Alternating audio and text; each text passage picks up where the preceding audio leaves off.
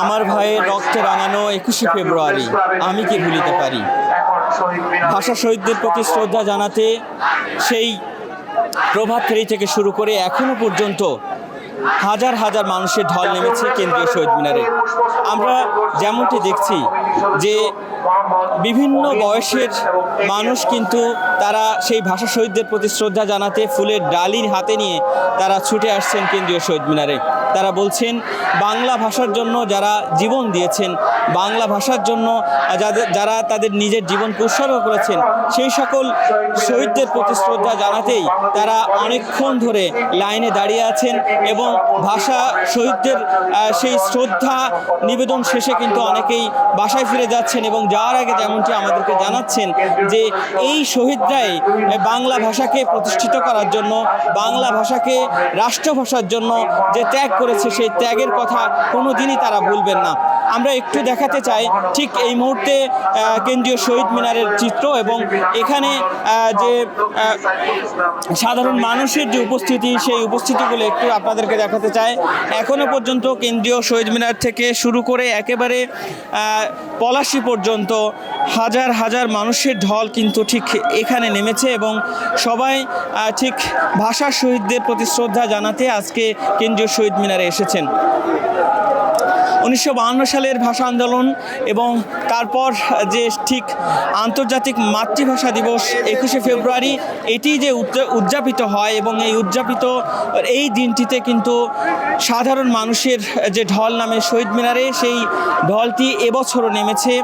রমজান মাস হওয়া সত্ত্বেও কিন্তু আমরা দেখেছি ভাষা শহীদদের সেই শ্রদ্ধা জানাতে মানুষের কোনো কমতি নেই এবং প্রতিটি শ্রেণী পেশার মানুষ তারা এসেছেন, তাদের হাতে ফুলের ডালি এবং এই ফুলের ডালি ঠিক শহীদ বেদিতে তারা অর্পণ করছেন এবং তাদের যে মনের আশা তারা যেমনটি আমাদেরকে জানিয়েছেন যে ভাষা শহীদদের প্রতি তাদের যে শ্রদ্ধা এবং এই বাংলা ভাষাকে রাষ্ট্রভাষা করার জন্য যারা জীবন দিয়েছেন তাদেরকে সারা জীবন এই মানুষরা মনে রাখতে চান বা পরবর্তী প্রজন্ম যাতে ভাষা শহীদদের কোনোভাবে না ভুলে যায়, এই জন্যই এই দিনটিকে তারা স্মরণ করার জন্য কিন্তু ছুটে এসেছেন কেন্দ্রীয় শহীদ মিনারে।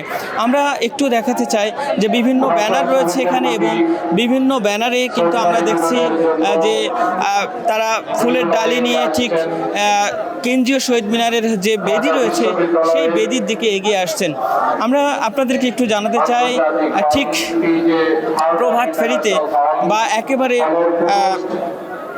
12:01 কিন্তু বাংলাদেশের যিনি প্রধানমন্ত্রী তারেক রহমান তিনি কিন্তু এই শহীদ বেদিতে ফুল দিয়ে ভাষা শহীদদের শ্রদ্ধা জানিয়েছেন। এরপর কিন্তু বিরোধী দলীয় যিনি রয়েছেন, বিরোধী দলীয় নেতা বাংলাদেশ জামাত ইসলামীর আমির ডক্টর শফিকুর রহমান তিনিও কিন্তু ফুল দিয়ে শ্রদ্ধা জানিয়েছেন।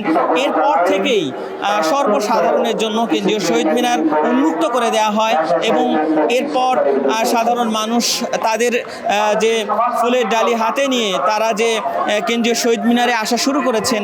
এখন বেলা 12টা বাজে, সেই ঢলটি কিন্তু এখনও শেষ হয়নি। আমরা ঠিক কেন্দ্রীয় শহীদ মিনারের একদম বেদি থেকে শুরু করে পলাশী পর্যন্ত যদি আপনাদেরকে একটু দেখানোর চেষ্টা করি, এখনও পর্যন্ত অসংখ্য মানুষের ঢল রয়েছে। 52 ভাষা আন্দোলনের শহীদদের প্রতি মানুষের যে শ্রদ্ধা, মানুষের যে ভালোবাসা, মানুষের যে উৎকণ্ঠা আজকের এই দিনকে ঘিরে, সেটি আসলে কিন্তু শহীদ মিনারে না আসলে এটি একেবারে বোঝা যাবে না। শহীদ মিনারের পাদদেশে যে ফুলের ডালিগুলো রয়েছে সেই ফুলের ডালিগুলো কিন্তু জানান দিচ্ছে ভাষা শহীদদের প্রতি সাধারণ মানুষের যে ভালোবাসা, বাংলাদেশের মানুষের প্রতি যে ভালোবাসা, সেই ভালোবাসাটি কিন্তু জানান দিচ্ছে। এখানে আরও একটি আপনাদেরকে কথা জানাতে চাই যে বাংলাদেশের এই নির্বাচনের পর আমরা যেমনটি দেখেছি মন্ত্রী পরিষদের যারা রয়েছেন, বিরোধী দলীয় নেতা যারা রয়েছেন, তারাও যেমনটি এই শহীদ মিনারে এসেছেন ফুল দেওয়ার পাশাপাশি কিন্তু সবাই এই শহীদদের প্রতি দোয়া মোনাজাত করেছেন। এটি কিন্তু একটি বিরল চিত্র ছিল এবং এই চিত্রটি দেখে সাধারণ মানুষের আবেগ অনুভূতি কিন্তু অন্যরকমভাবে আমরা দেখতে পেরেছি এবং সোশ্যাল মিডিয়ায়ও দেখতে পেরেছি যে এই শহীদ মিনারে ফুল দেওয়ার পরে শহীদ বেদিতে যে মোনাজাত, এই মোনাজাতের দৃশ্যটি কিন্তু এবারই প্রথম আমরা দেখেছি। প্রতিবারের মতো এবারও ভাষা শহীদদের প্রতি শ্রদ্ধা জানাতে কেন্দ্রীয় শহীদ মিনারে হাজার হাজার মানুষের ঢল নেমেছে। এখানে যারা এসেছেন তারা বলছেন, ভাষার জন্য যারা জীবন দিয়েছেন তাদেরকে সারা জীবন মনে রাখবে এই বাংলার মানুষ।